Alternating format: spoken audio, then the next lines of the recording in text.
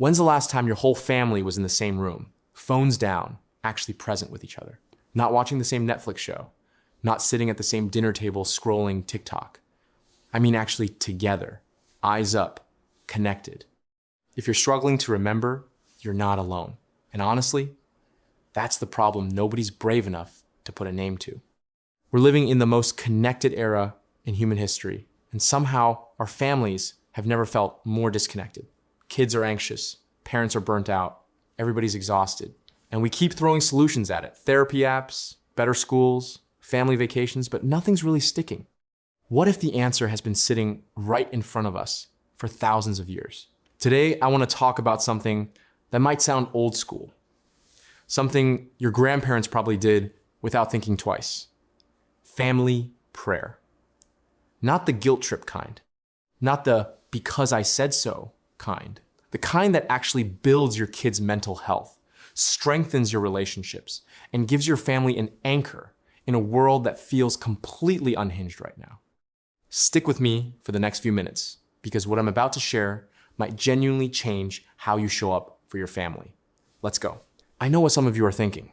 This sounds religious, or maybe we're not really a church family.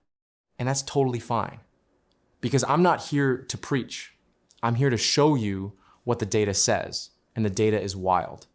Harvard, yes. Harvard published research showing that kids who grow up with regular spiritual or prayer practices have significantly lower rates of depression, drug use, and early sexual activity. They also report higher life satisfaction as adults. This isn't someone's opinion. This is a 5,000 person study. And here's why it works. When your family gathers together with intention, even just 10 to 15 minutes, your kids' nervous systems literally regulate around yours. It's called co-regulation. Your calm becomes their calm. Your groundedness becomes their foundation. Think about what your kid is carrying right now. Social media pressure, school shootings on the news, friendship drama, FOMO, a world that genuinely feels scary, and they don't know how to process any of it. Prayer gives them a daily moment to say, something bigger than me is in charge, and I'm gonna be okay. That's not weakness. That's one of the most powerful coping tools you can hardwire into a kid's brain before life hits them hard. And the best part? It costs you nothing but 15 minutes. Okay, pause. I need you to hear this next part, because this is the piece that nobody talks about. You know what the number one complaint teenagers have about their parents? It's not, they're too strict. It's not, they don't buy me stuff. It's, they don't really know me. And parents, their number one regret when kids grow up and leave? I wish we'd spent more real time together. Not busy time, real time. Family prayer fixes this quietly, naturally, without a single awkward family meeting. Here's what happens. When you sit down together every day, no agenda, no grades to discuss, no chores to assign, just a shared moment of gratitude and intention. You create what researchers call a family ritual. And family rituals are like glue. They're the thing your kids will remember 30 years from now when they're raising their own kids. They won't remember the PlayStation you got them for Christmas. They'll remember that mom or dad sat with them every night, held their hand and said, we're grateful, we're good, we've got each other. That's the stuff that makes a kid feel safe enough to come to you when life gets messy. And trust me, life gets messy. So let me break down exactly how to start this, even if your house is total chaos right now. Listen, I'm not gonna tell you to wake up at 5 a.m. and light incense. That's not realistic for most families. Here's what actually works. Keep it simple, keep it short, keep it consistent. Pick a time that already exists in your day. Right before dinner, right before bed, even in the car on the school run. 5 to 15 minutes, that's it. Use a simple 4-part structure. First, gratitude. Everyone says one thing they're thankful for today, even on a bad day, especially on a bad day. I'm grateful the sun came out, done.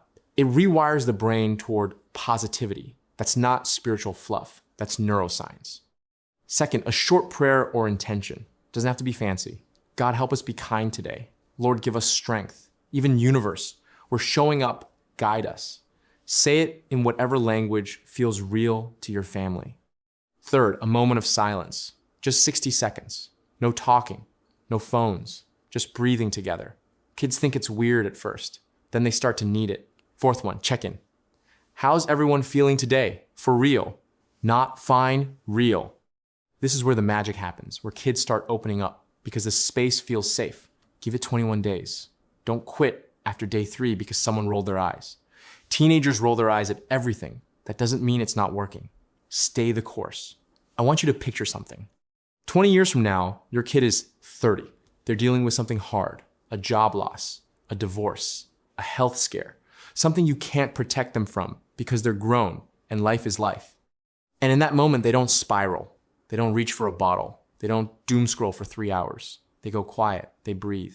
And somewhere deep in their chest, there's this steadiness, this voice that says, I've got an anchor. I've been here before. I'm okay.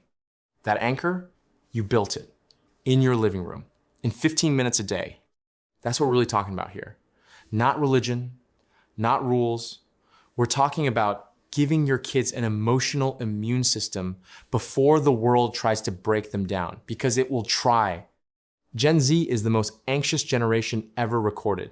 They have every resource, every app, every tool, and they're still struggling. You know what most of them don't have? A daily practice of stillness, gratitude, and family connection.